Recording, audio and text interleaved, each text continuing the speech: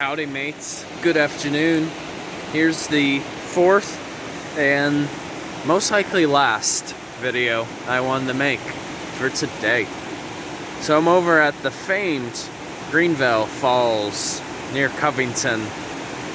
Oh man, I have a lot of nostalgia here, a lot of good memories, you know, one of the places that helped form Mr. Journey on a Journey. I'm sorry, that was goofy, but hey, you know what? But yeah, so Greenville Falls. So we're basically at a region where there is a little bit of a waterfall right up ahead. And with that being said, this is the Greenville Creek, so that's why it's called Greenville Falls. So we're essentially near the confluence between the Greenville Creek and the Stillwater River, which is the river we saw not too long ago.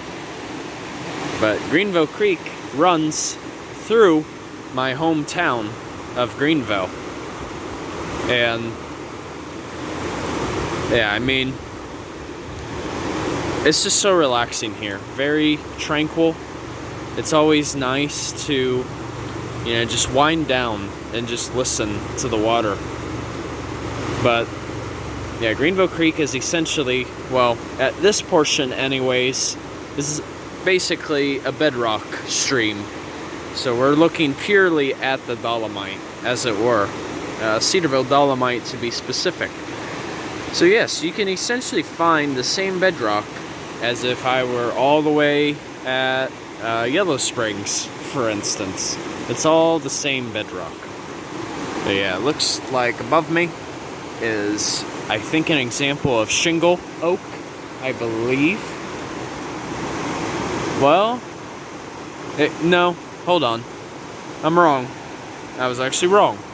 You can actually see the leaves are directly opposite of each other, and the fact that they produce, hold on a second. Give me just a moment.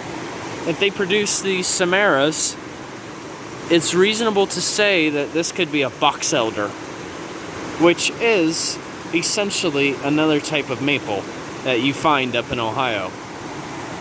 Another deciduous tree. But yeah, where I'm standing in particular, if you go just a little further up there, there used to be an old dam that belonged here. And I know I've done videos of it in the past, so I'm not going to this time.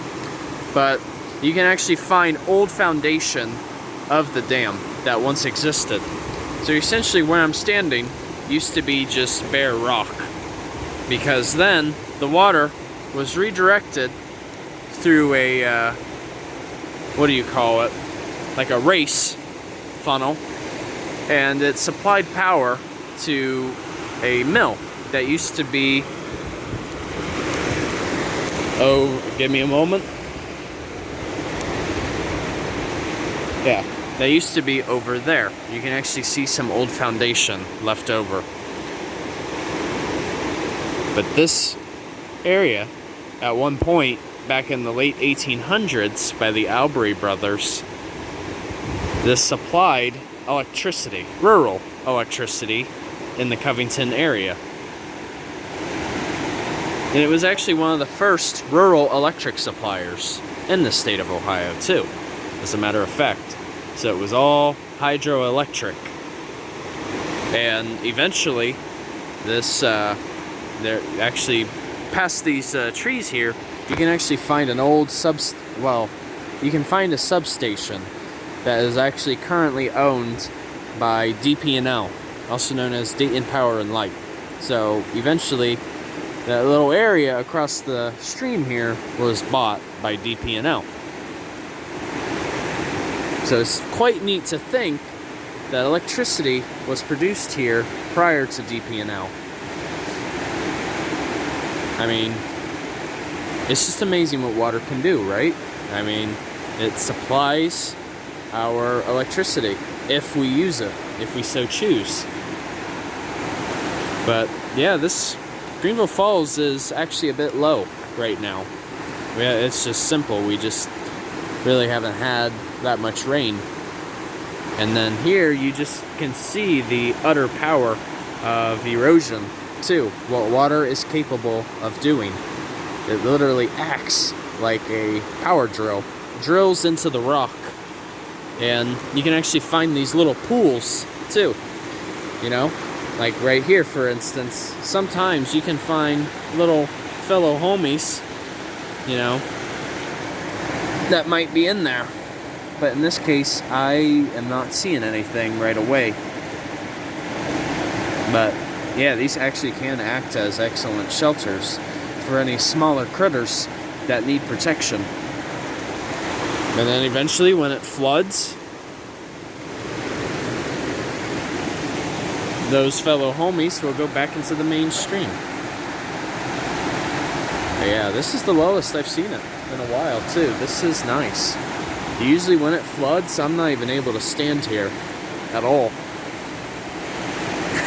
Actually, funny story, when I came here for the first time about 9 or so years ago, I was with my pops and a friend of his, and we let's just say we got a bit curious, and we walked down by where the rapids are, and miraculously my dad was able to just walk straight past the large potholes. But then me, as I'm getting ready to pass through, next thing you know, I fall into this pothole that I didn't even see. My instant thought was, oh my god, what is happening? You know, like good old instinct kicking in. And then my dad, his thought was just like, where'd he go? Oh man. And that's when I knew that Mr. Journey on a Journey was gonna love this place quite truly. I mean, this is like one of the closest natural features near my hometown. So it's always a pleasure to always pay a revisit over here.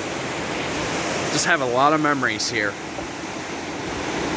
And it's also a popular area too for fishing bass, especially smallmouth bass. It's very common over here. And usually down in that pool is where you'll see a lot of them. So, alright mates, hope you guys enjoyed this video of Greenville Falls. Highly recommended spot, especially from the one Mr. Journey on a Journey himself. So alright mates, hope you all enjoy your Sunday, and Journey on a Journey is outwards. Take care folks.